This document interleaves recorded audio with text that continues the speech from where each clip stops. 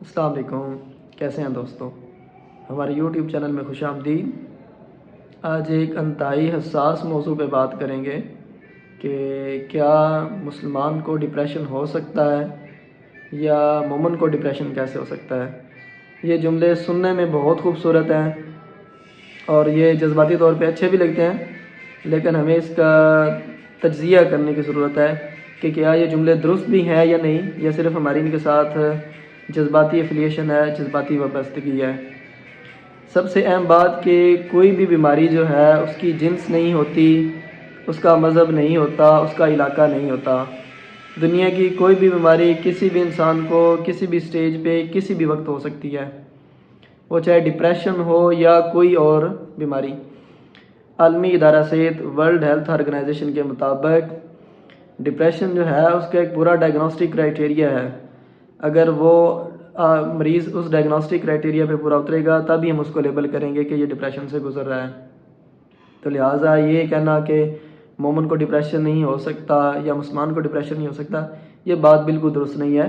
اگر مومن کو بخار ہو سکتا ہے، مومن کا جو ہے وہ ڈائریا ہو سکتا ہے، وومٹنگ ہو سکتی ہے، اس کا پیٹ خراب ہو سکتا ہے، دنیا کی ساری کی بیماریاں، کینسر ہو سکتا ہے، تو مومن کو ڈپریشن بھی ہو سکتا ہے، کیونکہ بیماری جو ہے اس کا مذہب نہیں ہوتا اور بیماری کا کوئی مذہب سے لینا دینا نہیں۔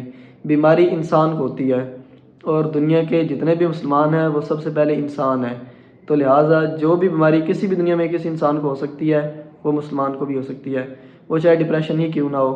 اس معاملے میں ہمیں اپنے معاشرے کے اندر آگاہی پھیلانے کی بہت ضرورت ہے، کیونکہ یہ وہ بیماریاں ہیں جن سے متعلق ہمارے معاشرے میں بات بھی نہیں کی جاتی، اور اگر کوئی خدا نخواستہ اس سے گزر رہا ہو تو وہ علاج بھی نہیں کرواتا۔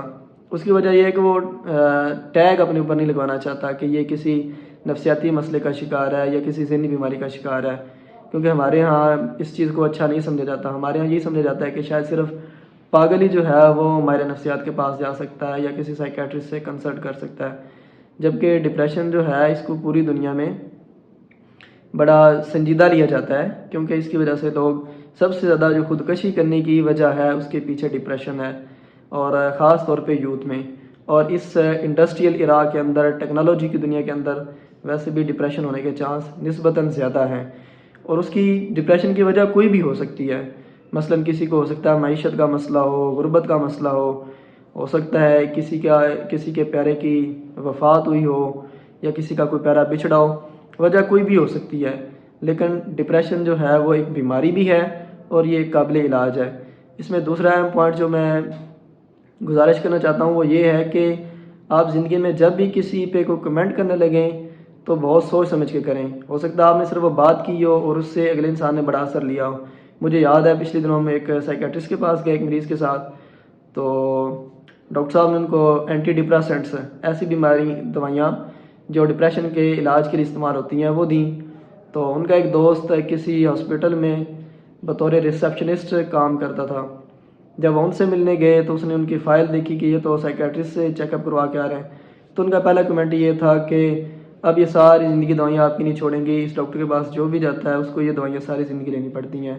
اس نے تو کمنٹ کر دیا، اس کا مریض پہ کیا اثر ہوا اور مریض نے اس کو کس طرح سے لیا کہ انہوں نے کچھ دن تو وہ دوائیاں لیں، ان کی طبیعت بہتر ہوئی، تو انہوں نے پھر چھوڑ دیں کہ کیا چھوڑنے سے کیا ہوگا۔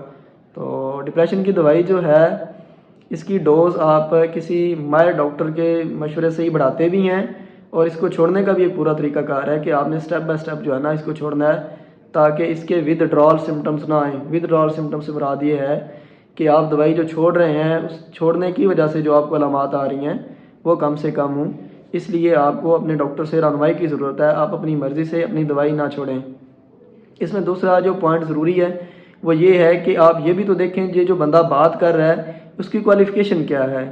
مثلا ایک FCPS بندہ جس نے اپنی زندگی کے 20-22 سال پڑھنے میں لگائے اور ڈاکٹری سیکھنے میں لگائے، اس کی بات کو آپ رد کس کی بنیاد پہ کر رہے ہیں کہ ایک ایسا بندہ جس نے نہ تو MBBS کیا ہوا ہے نہ FCPS کیا ہوا ہے۔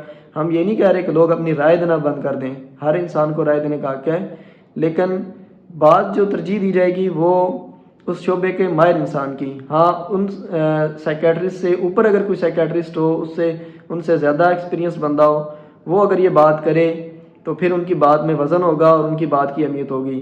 لیکن اگر ایک بندہ جس کی یہ فیلڈ بھی نہیں ہے، جس کا شعبہ بھی نہیں ہے، اگر وہ یہ بات کرے گا تو اس کی بات کو اتھینٹک یا مستند نہیں سمجھا جائے گا. اس لیے ڈپریشن سے متعلق جو ہے وہ آپ بھی آگاہی پھیلائیں اور ہم سب مل کے اس معاملے میں اپنا کردار ادا کریں. آپ کیا سمجھتے ہیں کہ مسلمان کو ڈپریشن ہو سکتا ہے یا نہیں؟ آپ اپنی آراء سے کمنٹ سیکشن میں ضرور آگاہ کریں. ہم آپ کے کمنٹ پڑھتے ہیں. آپ کا بہت بہت شکریہ. اللہ حافظ.